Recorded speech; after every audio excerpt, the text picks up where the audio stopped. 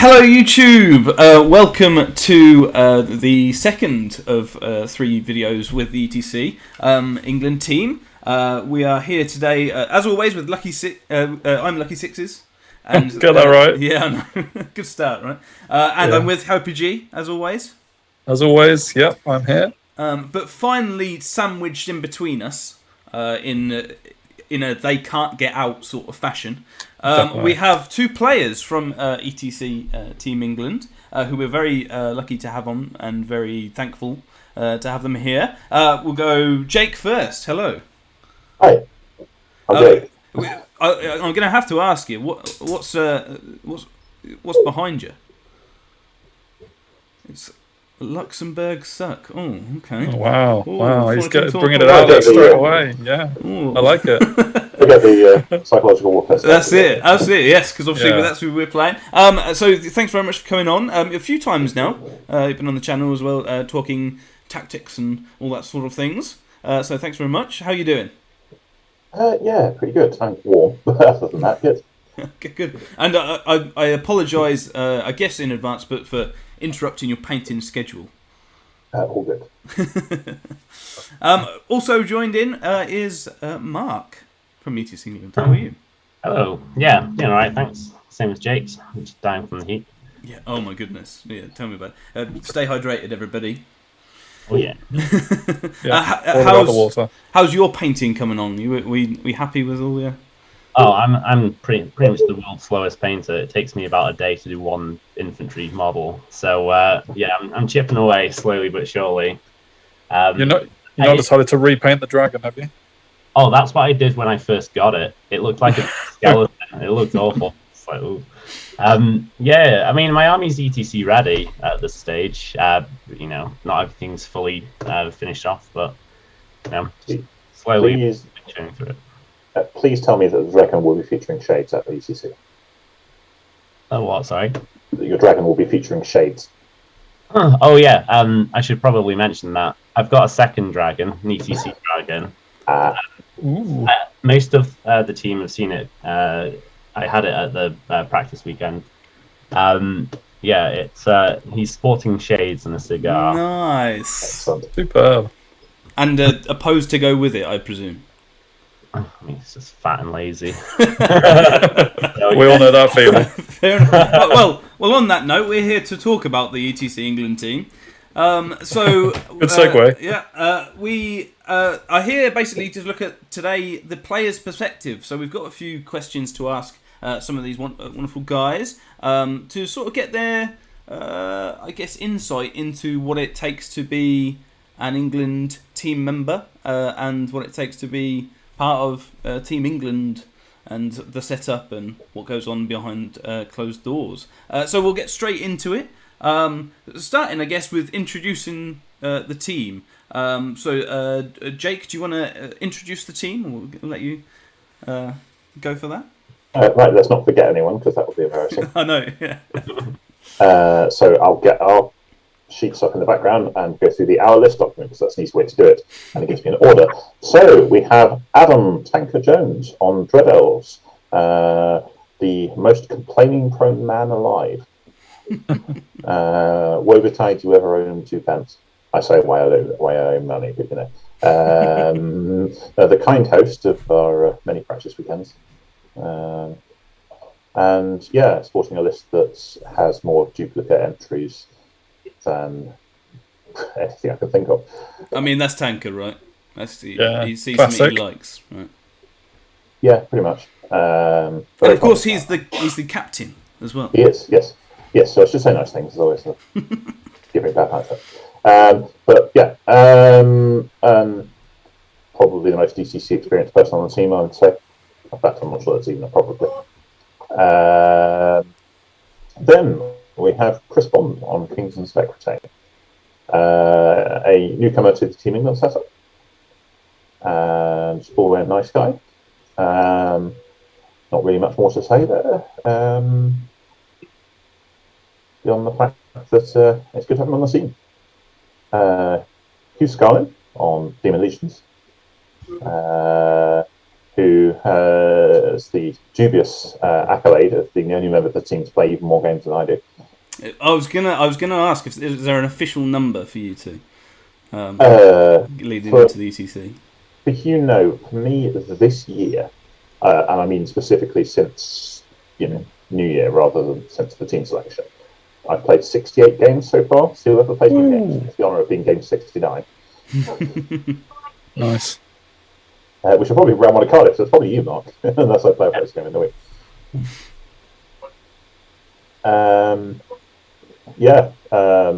Very strong, very experienced player, who's always doing well. Yeah. And there's me. I exist.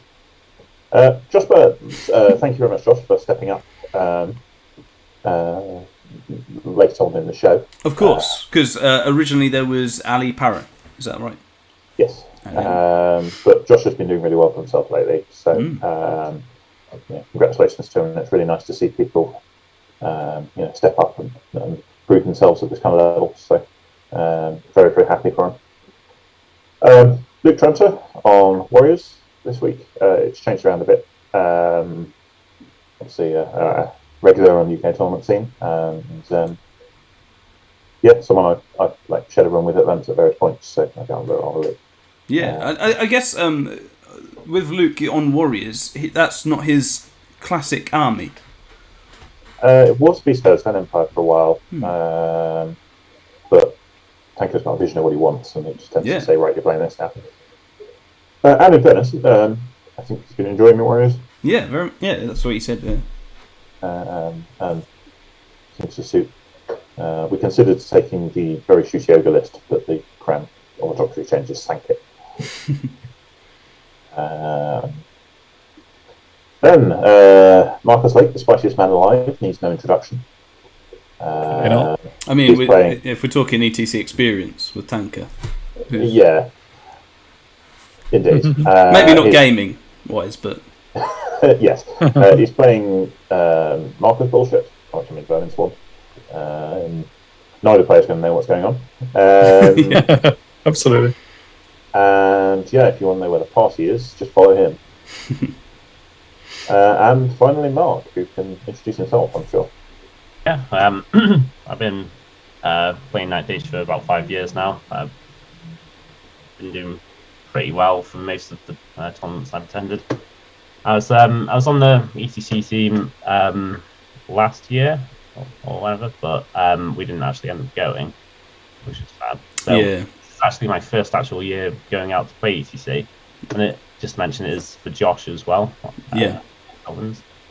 So it should be good. So obviously we've got like a good mix of, as you said, really experienced, like good gamers and people that haven't been to ETC at all in any regard. How is that mix? Is that mix important to have? Like new blood coming through a lot of the time, or? Yeah, I think new blood's important. You get new perspectives and whatnot on matchups.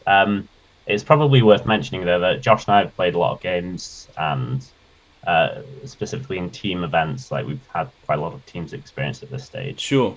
So it's not like we're just being picked out of nowhere. Yeah. But like for sure, and everyone else on the team's been to ETC plenty of times, some more than others. So everyone's got somewhat of a team play experience. Been around a lot playing games at this point. So yeah. So how has it been from your point of view, and coming into the team of all these experienced chaps? I don't know. I mean, my first ever tournament game, I showed up with my fun list, and I played against Tanker, and he annihilated me. And nowadays, I can actually, play him and generally beat him. So it's less daunting playing against the top players. Sure. But yeah, it always requires a lot of thinking, trying to outsmart them, and rely on luck as well. But no, I think from the European players and Americans and Aussies and whatnot that I've faced, they're not too dissimilar from the top UK chaps that I play. So it's just slightly different matters and whatnot. It's still the same game. People are still human. Yeah. So it's not too bad at all. It's actually pretty good. The one major downside, to be honest, is it's quite time consuming.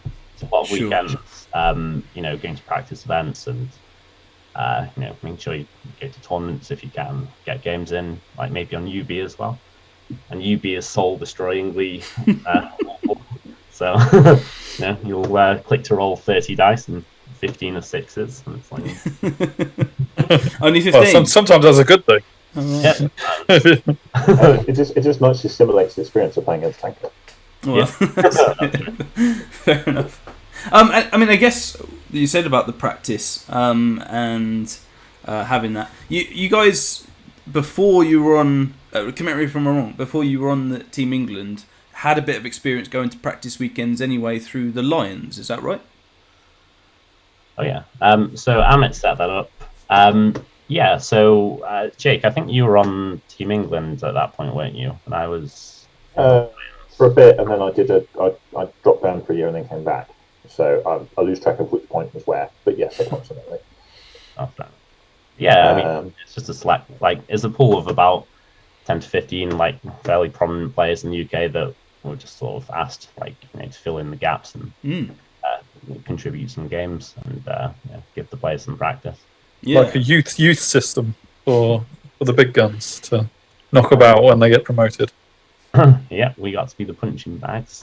And/or quite often show up and remind the Team England players that they can't actually get arrogant, and if they take their eye off the ball, then they'll get destroyed. But I was going to say, is it like the soccer and the football stuff where you get them to clean your shoes or models or paint your models or something like that? Not quite. Initiation, right? Usually it's just abject thanks that someone's turned up to fill in the gap. Fair enough. So I guess that's from your perspective. How did you find the Lions and then making that step up? Pretty seamless from my perspective. Yeah, it was good. It's good just being involved with the top players. Because I guess there's this bit of like a wall where you can't really see what people are doing behind closed doors and whatnot. But really, they're just sort of getting together, having a bit of a laugh and some games and just drinking. Nothing too exciting, but no, it's a lot of fun. I'd recommend it for sure. There's a lot of just like sort of coaching almost, just like helping people out with like advice and stuff and trying to justify things. Yeah, because obviously the team as well, I guess, the players' perspective, there's 8 players, but there is 3 coaches with you as well, isn't there? Yeah, I'm not sure. Yeah, I think Tanker said... there are. Tanker said that he's paid for 3, but he doesn't know if we're allowed 3. Oh, right, okay, sure. So there's a possibility that one will be a water boy or something. Sure. But you never know. And definitely leggy, right? Yeah. He seems probably the laziest out of the 3. Fair enough.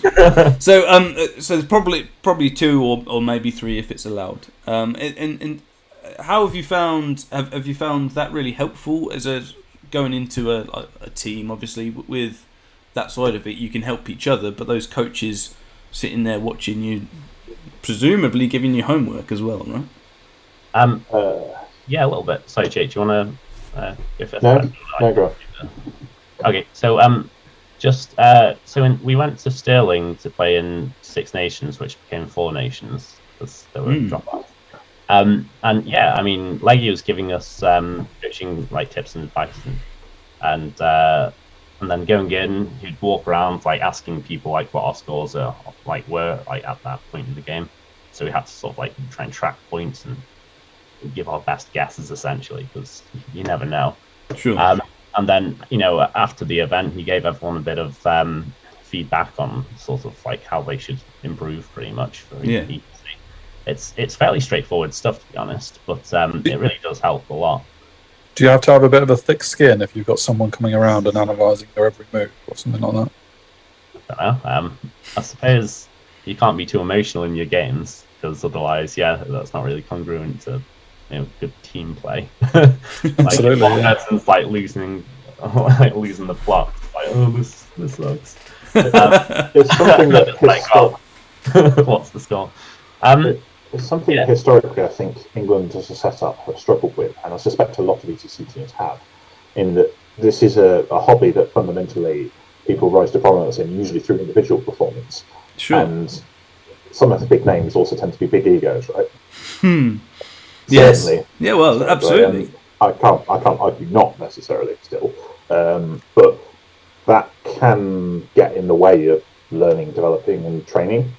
Okay. So, to my view, the ego is the enemy of progress, and you've got to set that aside and be able to accept when you're messing up, when things aren't going right, when you've got things to learn from someone. It's remarkably hard to do that. You go into a press weekend, you always want to win your games, right? You always want to, you feel disappointed if you're not doing well in a particular weekend. I know I get hard on myself sometimes. And, sometimes people are more interested in showing off a thing than. Let's say I think the team this year has been pretty good at it, but it's easy to struggle, right? Absolutely. And I guess that's again the difference between you just turning up to an event and actually that extra step and going for, say, podium or a high finish. Yeah. So does that create a bit of, as well as the practice and the coaching side, does that create a bit of pressure for you? I mean, Mark seems laid back as anything, because this is a PG show. But does that create any pressure for you? I mean, go on. Sorry, you first, mate. A lot of the pressure for me is all applied by myself rather than external. Sure. Nobody else really cares. I haven't actually got anything to prove. I just think I have to myself. Some other people, particularly people in the past who've been newer members of the team, have reported getting, people showing up to events and taking the piss out of them, like kind of, oh, you're an England player, what are you doing down here? If they haven't had a good event or whatever, finding it quite challenging. Being seen as a scalp, as it were, and or constantly seem to be having to perform, otherwise people will be asking, oh, why are you on the squad? But I personally, I don't either get that or experience that, and it's much more positive because I've just been around longer. I don't know, but it's much more about the pressure I put on myself. To an unhealthy degree sometimes, but I think that's a psychological flaw in me, not a problem with the team setup. Mark? Yeah, no, I agree with what Jake said. I'd say that there's not very much pressure at all from like teammates on Team England. Sure. Which is good, but I mean, like ultimately, all pressure will be there at ETC. Yeah. And like the last thing you want to do is come back with 0 TPs in the game. Sorry, guys. So like, yeah, pressure on yourself. But yeah, also having like thick enough skin so that you go to events, and if you don't do well, like that's okay. Like as long as you can analyze your games properly. So Josh and I went to Froome recently, and I think I had 4 wins and 1 loss, and I didn't win. I was well good. Yeah. Tommy Tucker took Mr. the win. Tommy did, didn't Yeah. He did great. Ran through Josh in the last game, I think, and I went up to him and said, "Oh, well done winning the event." He's like, "What?" But like that was an event of like 12 people, team players, and we didn't win. And sure, like Josh and I weren't like angry with ourselves at it all. It's just you just have to look at it and rationalize how games went and why you got the scores you did. Sure. And I guess, like you both mentioned a few times, actually, that difference between the individual events and a team event, and how I know you said you don't want to bring back 0 TPs, but that's not necessarily just for yourself. That's for the team as a whole, isn't it? Yeah. Like each matchup is different, and you could play certain matchups in a team setting where you're looking for a certain ballpark figure. Or in a singles event, you generally, press the metal to the pedal and just go straight for it and try and win, or at least like play a lot more proactively and aggressively. So, it's just how it is. Really, it's just the nature of the game. Sure. Sort of rationalize it and accept things the way they are. No, great, yeah. I guess what you're saying about the matchups and stuff. One thing that I've I guess come across on some of the teams that do take it fairly seriously, is the Pairings Matrix. And this thing. Do you guys want to explain that for people that might not know what that means? Like me. Like PUBG here? Loosely put, when you're doing a match up at ETC or at any other team event, but ETC with 8 players, there's usually a bit more to it. There'll be a system for allocating who plays who. It's usually a miniature game in itself. So you'll lead someone, and then the other side will put 2 of their people down to play against you, and you can choose which one. And there's games about trying to draw good matchups out by putting bad ones down the other way around, or avoiding particular games. So there's different strategies. You can pair 4 particular people to try and get them into a good matchup every round, hoping they'll deliver, but it means some of the others are worse. What you target as a team matters, and there's more strategies and more time spent talking about strategies than there probably ever have been time spent on the actual game. And we've tried some stupidly complex and some very simple systems before, some of which are as much psychology as anything. And usually you find that the problem is less the actual precise system you're using and more the quality of the data that goes into it. Swings in rounds happen quite often when both sides think a matchup is favourable, so both go out to win it, go hard into it, and then one side finds out that they are very, very wrong. Not always, but that's but yes, there's therefore a thing of you have a prediction for a matchup, which you usually have done in advance, and guide your team as to put me into these ones, not these ones, please. You can't always make what you want, but then if you predicted to win, right, there's a certain pressure to capitalise on that. And if you predicted a loss, you try to play upwards, but you've always still got to keep an eye. Do you just go hard in the corner, or do you play the game with a chance to maybe make something happen if your opponent messes up? And there's always a tension in when it's a good idea to do that. Do you find that after going into the pairing system, like you say, you'll give it a green matchup or a red matchup or whatever, do you find that once the pairings has actually been decided, sometimes you might say, it was a green matchup originally, and then you get your green matchup and you're like, oh, okay, maybe I can, just, and then people sort of withdraw into a medium victory as opposed to a big victory because they don't want to put pressure on themselves? Or is it not like that in a big team event of this standing? I think people get their predictions wrong quite often, and that's fine. You learn from it. And on top of that, there's always dice, and people might do things that you don't expect. And no one's a supercomputer, so you can't analyze everything perfectly. So there's loads of room for error, of course.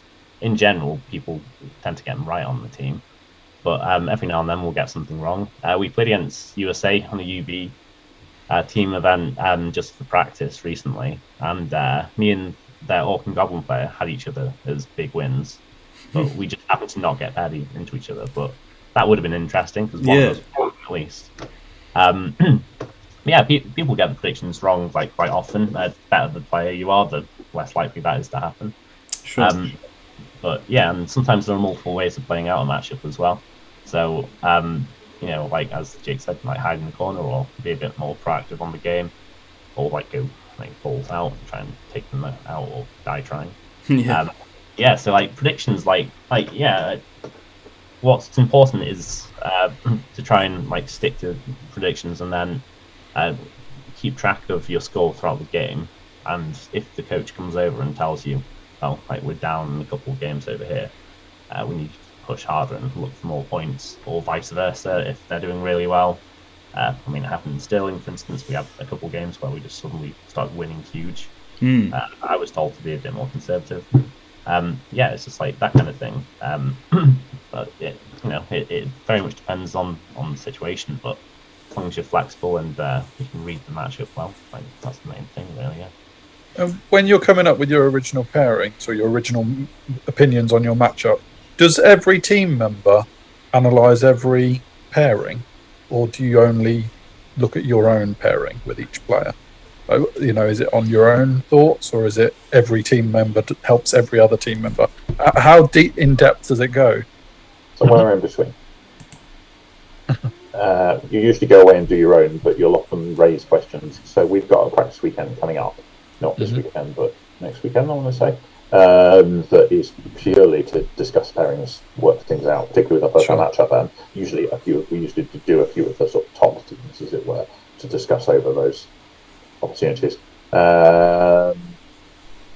Similarly, there'll always be background chatter in WhatsApp or whatever talking about specific matchups that we're not quite sure on, or this list is interesting, I wonder what it does, or second guessing each other, getting up second opinions of each other where we're not quite sure.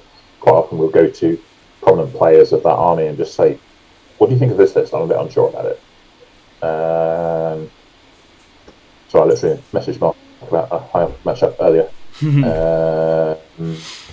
Was it his high off matchup that you've got at Clash? No. We played that one to death. The other way this is sometimes done is we've played quite a few online team events over period where you'll get a draw, and then the games we play through the week. Yeah. Because I know Team USA have arranged quite a few of these. We've played a fair few, and they're quite interesting. So we tended to have a call on Monday evening and just spend an hour just chatting matchups with each other, and both building team cohesion and also getting used to each other. I think. Yeah. I think it's actually been a really valuable experience for quite a few of us, me included. But we won't get necessarily time to do that with ETC between getting particularly the afternoon draw and the actual games. But. Yeah. And I guess that's what you were saying, Mark, about being time consuming. It's not just the playing extra games or meeting up extra. It's having there's time to chat and maybe the planning and preparation side of things as well. Yeah. A few things go into it. I mean, some matchups are already pretty obvious. We've played them quite often or thereabouts. Like some armies don't really change much, from person to person. So for a lot of matchups, it's kind of obvious, like how it is, and that's fine. But there are many which are just untested, or people don't necessarily know what every little item does and whatnot. But yeah, as Jake said, we talk through more of the matchups that we're less sure about, and then we'll go in and the more practiced you are in a matchup, and the more the better idea you'll have as to how it's going to go. And what all things you can do to gain advantages. So, yeah, a lot goes into it, but ultimately, we get given the lists of say whatever team we're against. We'll make predictions. Gone through a few different types of, if you like green, red, yellow, I predict 14 or more. So this is a yes, or gone through various different permutations. Yeah. Ultimately, it's just a list of our names, a list of their armies, and then we'll go through the matrix as a team and be like, oh, I think this looks about right. This looks about wrong. Sure. Flag a couple of matchups and Tank will have a bit of a chat with us as well about certain matchups, and so he'll have a good idea of what our thoughts are. So he knows that I hate ID with passion. So hopefully I'll buy him a drink before round 1 ETC, and he just won't pay me into ID. Sure. But yeah, because there's a bit of team cohesion and social glue there. He'll have a good idea of how we approach matchups and what we think. So he'll as he's pairing, he'll be able to input his own experience and information, as well as looking at the matrix and be like, I'll put this in. And that sort of because it's the captain's role to actually do the pairings on the day. Is that right? Yeah. But by the sounds of it, the more work, if you will, and plan and preparation you guys do for him, the better suited he is for it. Yeah, I mean, he can only work with the team he's got. So we're all garbage monkeys on the day. They're screwed either way. But yeah, I mean, Tanker does a great job with it all. Yeah. So we've all got to play our parts in the team. But yeah, he's got the most important part, of course, as captain. Oh, fair enough. I guess that sort of leads in quite well to another question I had was, from your guys' point of view, do you have your own player goals as well as the team goals? I know you said you sort of talk about sort of what you're going to be doing and team cohesion and planning and prep and that side of things, which I guess is all included in team goals. But do you have your own individual goals as well as that? So as I mentioned, when we went to Sterling for Four Nations, Leggy gave us some individual feedback as to how to improve in the team setting. But that sort of thing aside, and like Tanker like chats with us about individually like one-on-one about like how to improve like a few things as well. Aside from all that, I guess a lot of it will just be sort of our individual like egos and wanting to improve. It's not even an ego necessarily. It's just like it's good to have a positive building mentality, rather than like a destructive one. So less like gotcha moments and more trying to use skill to win. And, sure. Like so over the past couple of years, when I've been a bit more involved in Team England, I've not to toot my own horn or anything, but like whenever I play in tournaments against people, I sort of let them like take things back, or if they've done an obviously bad like mistake, that's probably not a good idea. Sure. Well, you've done that with me in my first ever competitive game. You let me redeploy a whole unit of goblins. Oh, cool. So yeah, I can vouch for that. You definitely did that. It was the first time I played any competitive game that wasn't a friendly in a tournament. You still beat me 19-1, so overall it didn't matter. But that was the one, right? Yeah. Well, there you go. But yeah, no, good example because you definitely do that. Oh, I forgot about that. But yeah, it's good to just have like a positive like influence over the scene as well as like, trying to improve. Like I wouldn't have improved as a player if I'd have just said like take it off and don't put the unit back on. Going into ETC, I'll be a worse player because of it. If you apply that to every game that I play, like or have played since then until ETC, I'll be a worse player because of it. So it's in my best interest, to try and improve. Every now and then you have like a bad event or something that's like, got a few losses here, I've not done well, finished like bottom half or whatever, but that's fine because in the end you become a better player. So. Yeah, great. Jake, from your point of view, are you going to be looking to or does anybody in the team, I guess, want to be looking for individual accolades when you're at ETC? I mean, see what I said earlier about egos, right? No, we've all got one to a greater or a lesser degree. You're playing for the team first, but everybody playing for this team is probably thinking, "Oh, I'd love to have a brilliant year, come back with 100 and something," and because of course you do. Yeah. So you wouldn't be human if you didn't. So yeah, absolutely, I'd love to, smash the world, set the world on fire, define the new meta, become renowned, the ninth age playing world over. But I'll also just be happy with doing all right. Sure. It's usually more. Please don't fuck up. Please don't fuck up. Yeah, sure. And that's one thing actually. A lot of team players say is that there's I guess going back to the pressure of being an England team, but more of a teams player is that you just don't want to get that dreaded naught because of that, right? So there's more individual stuff the team sort of takes over, which does happen, of course. Although I think my data analysis of I want to say the 2019 ETC, it was either 19 or 18, said that the teams at the podium scored less than 5 points in about 5% of their games. Okay. So, that's the kind of rate you should be aiming for. Sure, if you're going to lose 5 and up. Yeah. Well, that's it. Yeah, try and get. That was an arbitrary boundary to an extent, but it nicely sets the point of getting those very low scores and improving your style of play and your risk balance such that those come less often can make quite a big difference to outcomes. Sure. And it's something that England historically has suffered with. Our rate was at least twice that in that. Right. Okay. I mean, that's the beauty of stats, right, and all that, and things that having all that. It's more like data points, but yeah, absolutely. So, what I mean, for anybody that's wanting to improve and things, or perhaps looking to go into the Lions or something, or even as future aspirations of being a Team England player, how do you have any tips on improving your game to be ready for a team environment? Step one, the quickest route to the biggest tip I would give to wanting to be a Lion or an England player is nothing to do with your gameplay. Okay.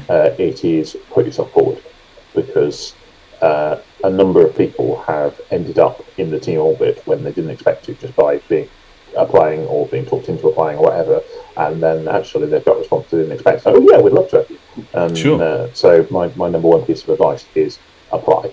At least gets your name out there as someone who's interested, right? And then even if they say they're this time, they might look on you more favourable next time once you can demonstrate progress. Yeah, and that's of course in every well, I guess after ETC, there is an application stage for let's say Team England, but also all the other teams as well. And you can either get accepted into Team England, accepted into the Lions, and that's awesome advice on what to do and things. In terms of actual gameplay improvement, my own personal tip is to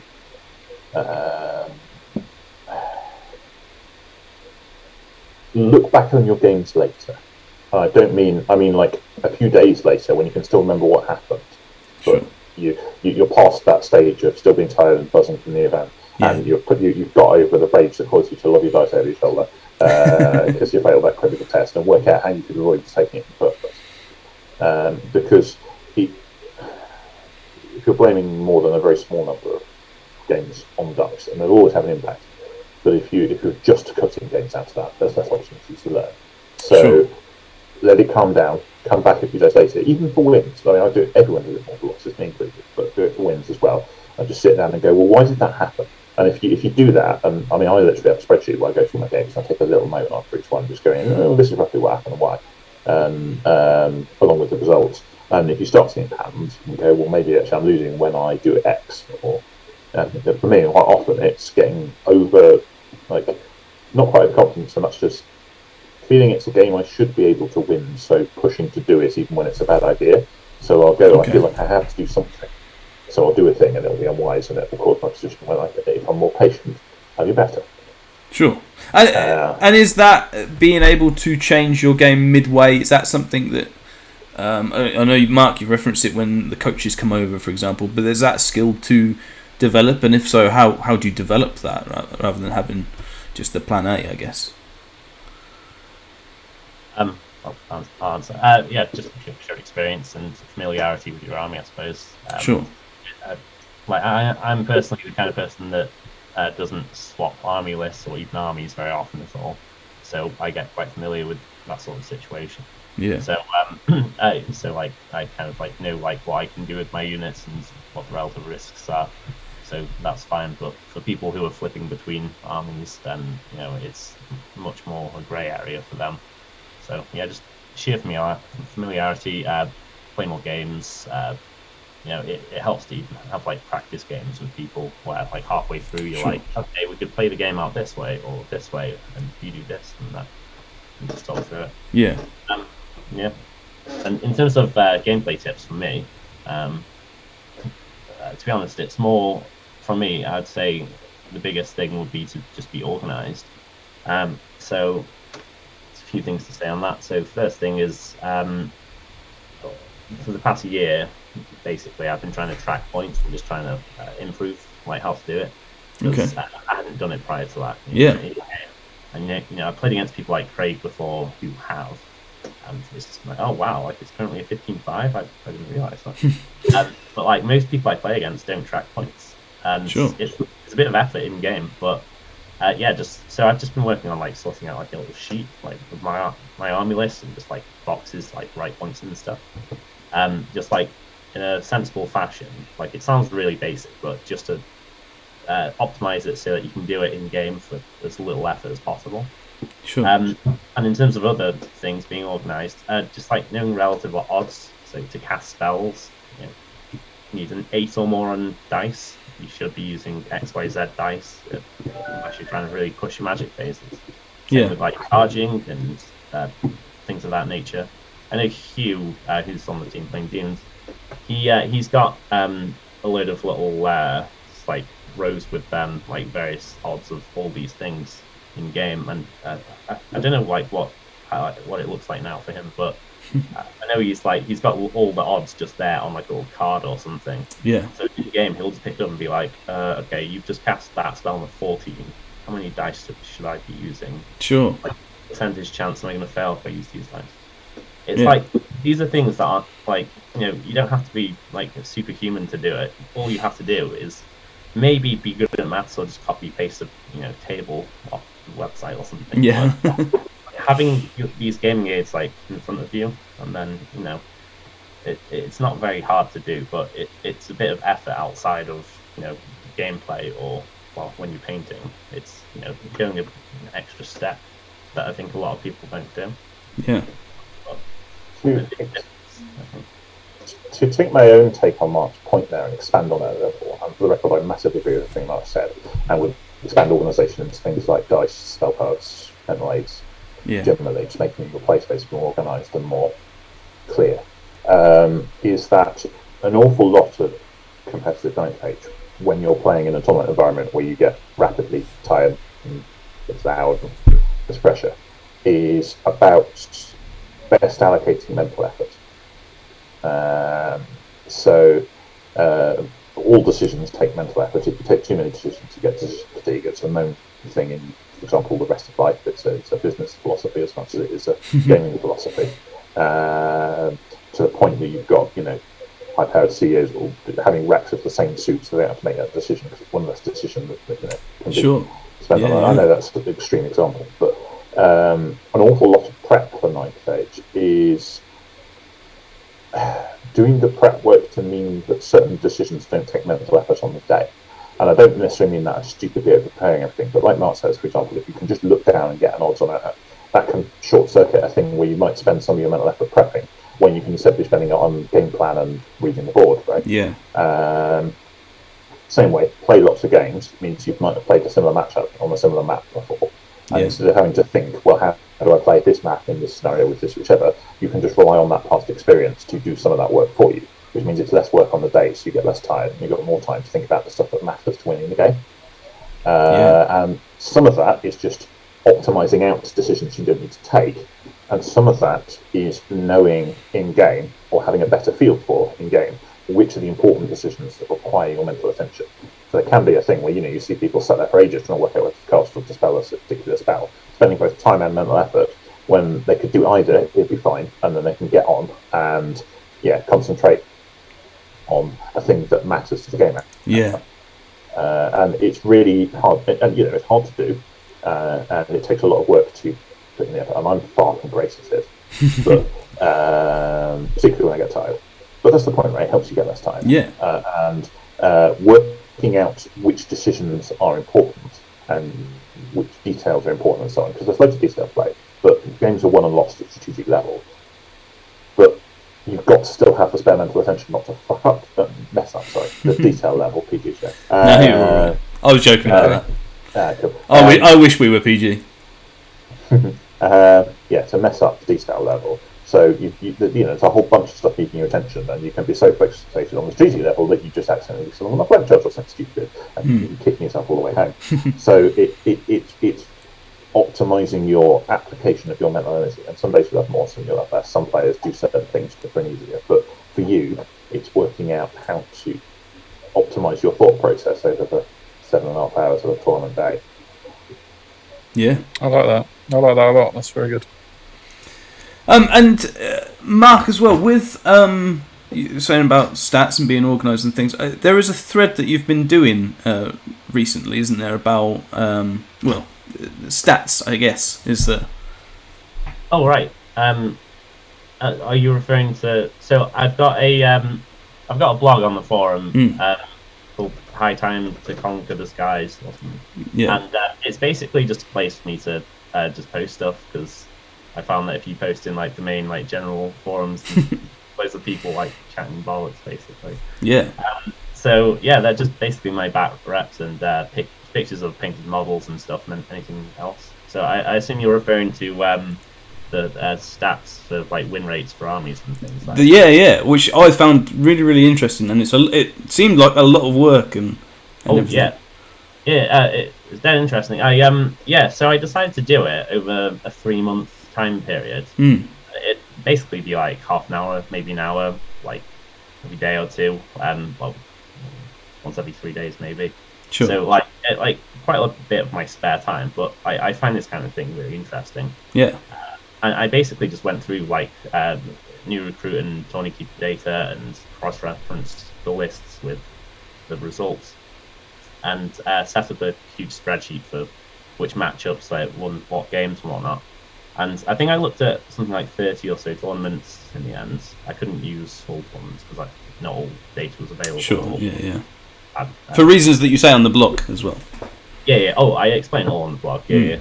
But no, I basically, to boil it down, I essentially looked at what games were played, which matchups, and just tallied it, and then presented the data as, oh, this is, say, Infernal Dwarves. They played 6 times against High Elves, 6 times against that, 5 times against that, 2 times here, 20 times here. Yeah. And just looked at win rates and lose rates. And did you find that was that helped you at all with matchups from your point of view? I don't know, to be honest. I mostly just did it out of curiosity and thought it'd be an interesting discussion point. Sure. There's a lot of talk about LABs being bent as hell, and it's interesting because I think it's just a human nature thing where if you ask someone, say in 9th Age, like what they think of this army or this unit, if it's a strong thing like against their army, if they've had negative experiences of trying to overcome it, they'll think, oh, that's a really powerful unit, or might say it's easy if they stomped it several times. So I kind of had this sneaking suspicion that if an army was strong against you, it might just be it's a good army against your army, but it's weak against someone else. And overall, and that's kind of what I found. There are some winners and some losers in terms of army factions in the game, but in general, every army has multiple other armies they struggle against and multiple other armies that they're good against. Yeah, sure. Or at least that's what the data that I looked at showed. There's not actually that much data. Like ultimately, you need about 10 to 100 times more than what I did to make any realistic conclusion. And while we're not telling everyone to do that, I thought it was a really, really good one, and I think it's worth a read for anybody to go on that and check it out and maybe add to the discussion. Yeah, that's some excellent puns. That's a lot of effort putting those puns together. Yeah, more than I care to admit. Yeah, right.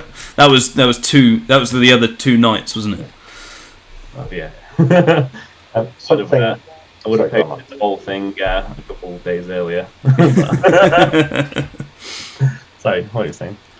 Something to add to Mark's thing, and I think that's the point about you finding that really interesting, right? Is that while I'm a massive advocate for ECC schemes in particular putting the work in and showing the results as a result of it, that can't be at the expense of enjoying it. Sure. Because this is still a hobby, and while we can play this at a competitive level and the competition itself is fun, it is possible to burn oneself out on it, and I'm quite bad at doing that. And also, you're likely to get better results by focusing on the stuff that you enjoy. And you can sometimes identify where there's a particular area that you struggle with but need to put work into, and that's fine, and that's part of the journey of self-improvement. But if you personally find stats interesting, do stats for the team, right? If you personally find playing particular kinds of armies and units more interesting, put the work into getting good with those rather than chasing the objective best. Yeah. And approaches to games and so on. We all have our own strengths and our own things, and this is a hobby. I think what I don't want to do is present the ETC as an experience, particularly the England team as an experience, as something that is soulless and joyous, because I'm really enjoying it. You've got to be willing to put the work in, but that doesn't mean that it's a chore or why am I doing this? Yeah, very much so, and I think that's epitomised by a few things actually. I mean, one of them you guys saying that realistically the practice weekends are a lot and they are good, but at the end of the day they're just people coming together and having a bit of a laugh with your models, right? Yeah, half the fun is sitting around Tanker's kitchen table with the stupidly cheap carryouts around the corner from him. Yeah, that's it, and just chatting about it and stuff, and all these things are for people to look into, and people are going to learn differently. But I think that's a really good point to, I guess, sort of end on in a weird way, is that just carry on doing what you love, right? Yeah, absolutely. Like ultimately, as long as you've had a good night's sleep and you're enjoying the game, like that. You'll be improving much faster that way than putting in actual hard work. But at the same time, if you're on the ETC team and you're trying to get results and improve, then there will be an element of hard work as well. Like with anything, top footballers, for instance, like it's not just all fun and games for them. Like even though they do love the game, they also have to go on a strict dieting regimen and exercise and whatnot, as well as like look at tactics as to how to win games. And it's the same concept.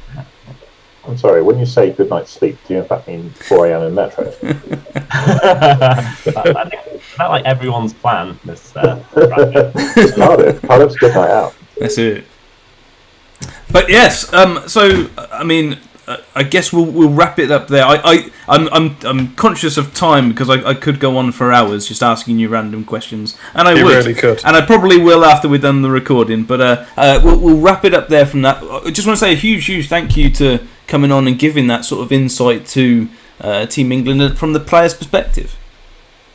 From Converse, thank you very much for having us on, and thank you for doing this, because I think this kind of insight into the process is really important to community building and to drawing new fresh keen blood into the team, which is important to both our success and our having fun and continued life with the hobby. So that's it. Well, like you said, just do what you love doing, right?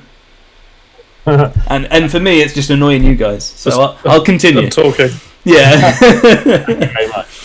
It's great. Yeah. But yeah, so Jake, Mark, thank you very much for coming on. Hypershi, thanks for being with me as well and interviewing these fine young men. As always. Yeah, I've enjoyed your presence. It's good hearing from you guys, and really good to know the intricacies. And thank you for your time. Yeah, and, all good. Yeah. And I guess one last thing before I go is that from my experience, I've spoke to a lot of England players even before I did the channel and everything, and everyone's really sound. So if you are going to the tournament, maybe for the first time, go up to these guys. They're really welcoming, really talk you through stuff. I know Jake, the first time I met you, you were the master. And Jake was our first master. I woke up with my hand shaking. Hi, Jake. You all right? And all talk me through it and everything. So you guys are really cool. Anybody, I would implore you to go up and annoy them like I do. Maybe not during the game, but otherwise. Just stand behind us and tell us to play better. Yeah, right. Exactly. But yeah, thank you very much for that. We're looking forward to our next video in Team England ETC, which is the coaches' corner, which I'm very much looking forward to getting their perspective, and I'm sure they will dish the dirt on you players. Absolutely, we hope so. Bring on. Yeah. Just make sure you feed Tom first. Well, that's it. Yeah, I won't keep him waiting. That's for sure. But anyway, thank you very much. Thank you for you guys for watching that. Let us know if you've got any more questions. I can pass them on to the teams. And if you want to see any more videos like this, I think we're going to be trying to do a review video. So after easy, I guess depends on how you do, right? Whether anyone will talk to us. What are your individual goals for ETC? For myself, pretty much not to fuck up since it's my first ETC. Yeah.